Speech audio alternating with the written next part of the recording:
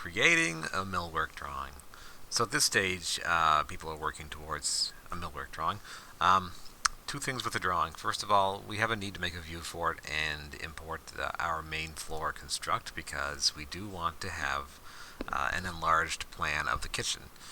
On our working drawing, the floor plan, we don't really dimension the kitchen on that at all because we do an enlarged plan anyway, which will allow us to dimension more accurately the stuff in here. And plus, an enlarged plan, the benefit of that is that the scale changes, right? Whereas our floor plan is a 1/4 inch, the enlarged plan is a 1/2 of an inch, which means that the text and dimensions relative to the size of the plan we're working with look much smaller, and allows you to dimension in more detail. So, with that in mind, we're going to make a new view which serves as the basis for our drawing.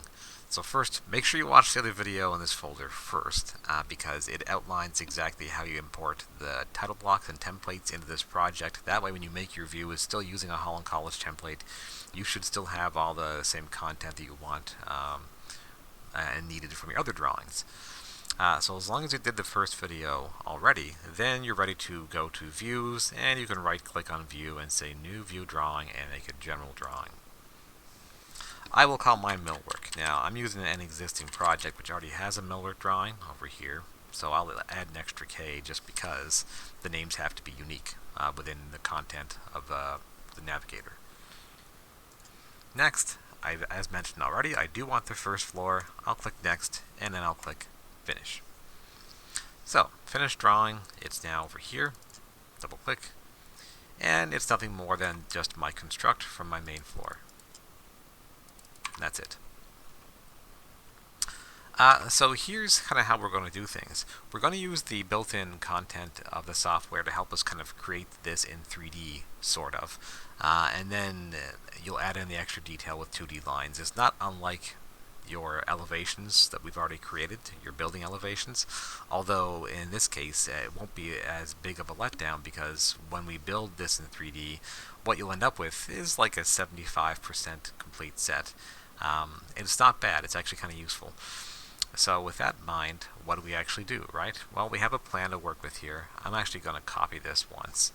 This is a reference anyway, but I'll copy it over here. Whoops.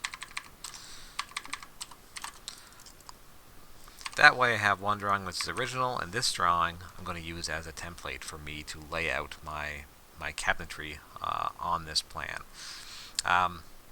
Some words of warning. So what you drew initially for the kitchen stuff, the outline, is going to change a little bit, right? We didn't draw this with any kind of dimensions in mind. We're kind of placing it where we thought it should go.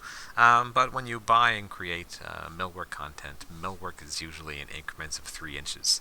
Those are your standard sizes. You can really get anything built in reality, but common millwork comes in 3-inch increments, meaning that the boxes, the shapes of these cabinets are often 12, 15, 18 inches, 21, 24, so on. You get the idea. So those are kind of the sizes you're going to work with, right? And when you're laying in cabinets in here, you might find out that you can fit a 12-inch cabinet in here, but then the sink may have to move an inch that way in order to actually exist, and then you just do that. So some of the stuff will move a little bit, and that's okay. So how do we actually do this exactly? Well, what I will do, content browser.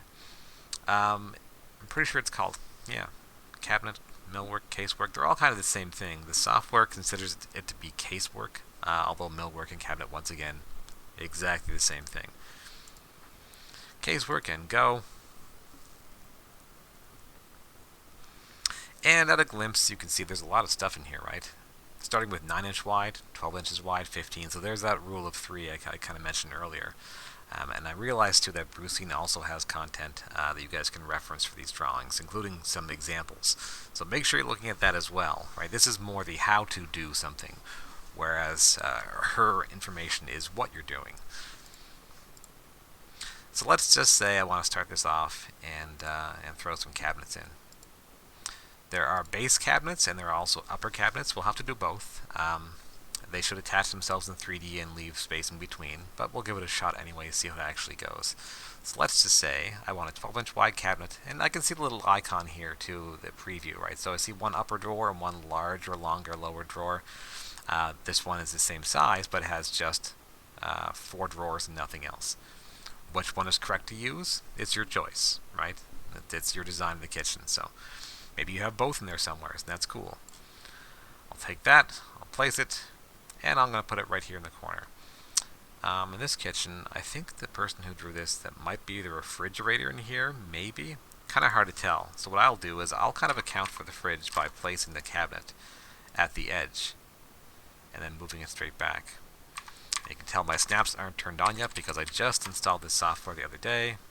So midpoint, perpendicular, quadrant's good. Anyway, that'll do for now. Move. Take that guy, move it back to here. The question really is that this is just a box, right? Like, what does it look like in 3D? Is the front of it defined as being this side, or is it actually defined as being that side? And I kind of forget. When I inserted the object, it was snapped to this corner, which makes me think it's the back corner because that's usually how we place these things. But I could be wrong. So to check that out in 3D, yeah. So in the case of this cabinet, that back corner was the insertion point, and that serves as where you insert it against the wall, and the front being here. So you can kind of get a little idea of the level of detail as well that these things provide. So you do see the fronts for the drawers, you do see some trim work as well in here, and of course you also have the handle. If there are designs you actually want to have beyond this stuff, by all means you can just create it yourself once you kind of lay out the boxes within the software, and that works perfectly fine. Plan, back to here. So that's the first stage, right? So now I have a stove up here, a range of some sort. And how much space do I have between here and there? 9.5 inches. Well, so there we go, right? So I could use a 9-inch cabinet, and that would be okay, which leaves a little bit of space for that. So let's just do that. Content browser. And I'll go with this one.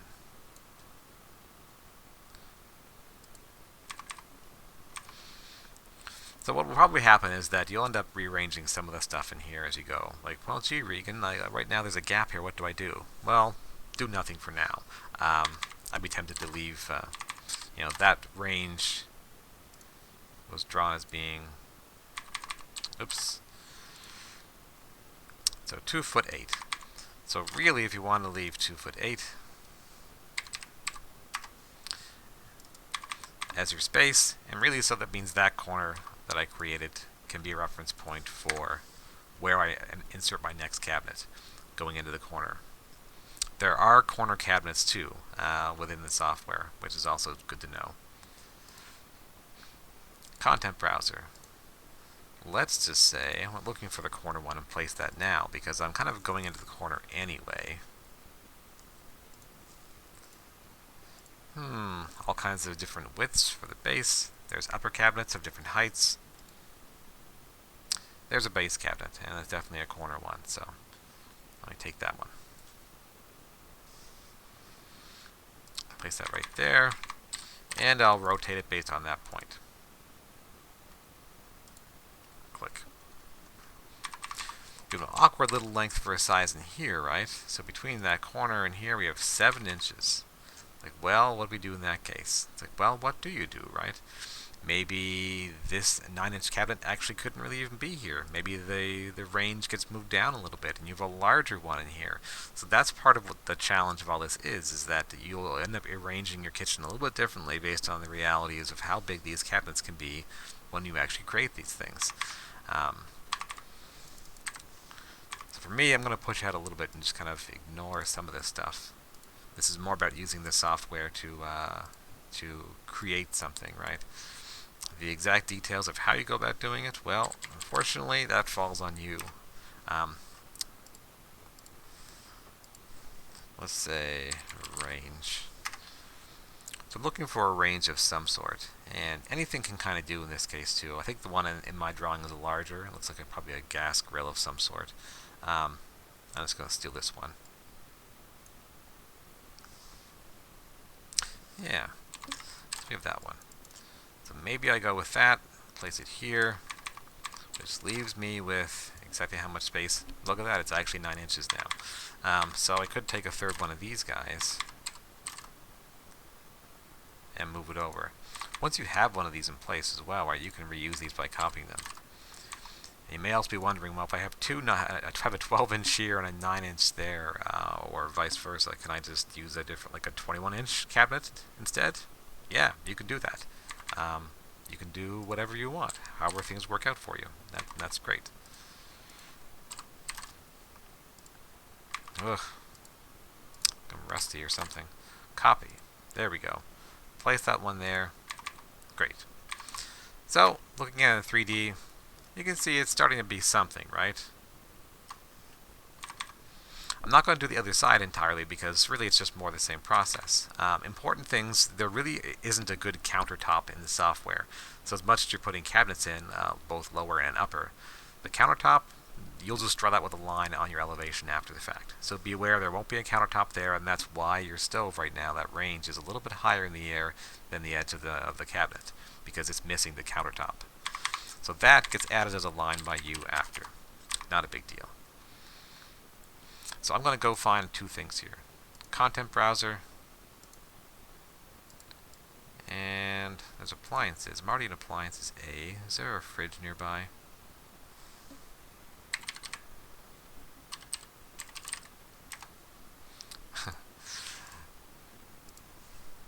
I hate how it crashes every time you change and try to search for something else. Let's see. Cooker, dishwashers, 3D stuff.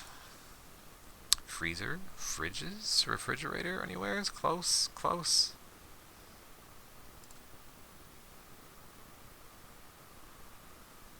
Well, there's one, a small one.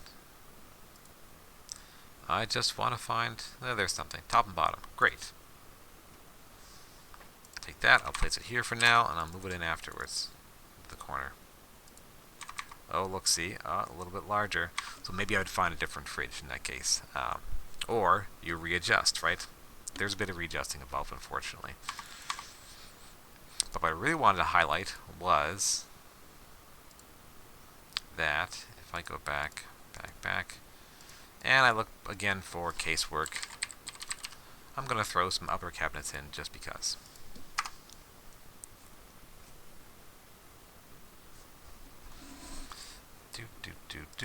The upper cabinets, the width of the upper cabinets does not have to match the ones of the lower base cabinets. Meaning if I have a 12-inch and a 9-inch here, I don't need to do the same thing above, right?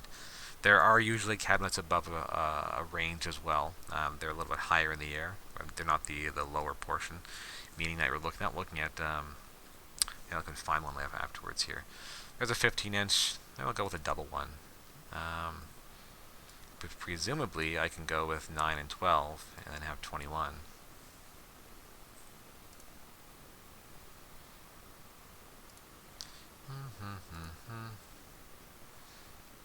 So there's 21-inch wide single. Yeah, that's one big cabinet. Let's just give it a shot. So that one upper cabinet, notice it matches the width of the two lowers. And it does attach itself in the air as well. So there we go. So I have that. Back to the content browser. I don't recall exactly how wide my stove was because I didn't check. I'll do that now. Distance, 2'6". That's great. That's 30 inches. Nice to find 215s above that. So 30-inch wide uppers. See how these ones are a little bit shorter, a little bit shorter, a little bit taller, right? So 3 different heights of upper cabinets. And often the ones above the stove are smaller because you have a range hood above the stove. I'll go with this one and place that one right there.